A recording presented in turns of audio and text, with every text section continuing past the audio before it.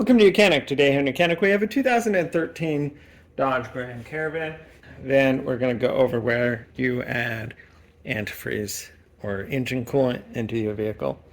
When the door's unlocked, you'll be able to open it, and then you'll see right down here, this is where you grab to be able to pop the hood release lever.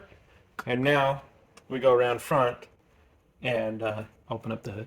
So around front here to release the hood, you raise it up, and right above this, the center, just off to the left of center, is the hood release lever, and you're going to depress it toward the left of the vehicle or toward your right if you're looking at the vehicle. And we just press that way and then that way. It unlocks the secondary safety, and now just hold up the hood. So you have your radiator right here, and so we have the radiator cap on top of the radiator, and this is where you would add your coolant. In the case of if you've drained it, you'd want to add it directly right here. And then if you need to add just a little bit in the overflow is located on the other side, and this is your reservoir, and that has a minimum and maximum, and because you're going to get your expansion and contraction as the coolant runs through the system. And so that's your overflow option and your main fill here. So this cap here you never remove when the engine is hot, because it can shoot steam out and or hot coolant and burn you.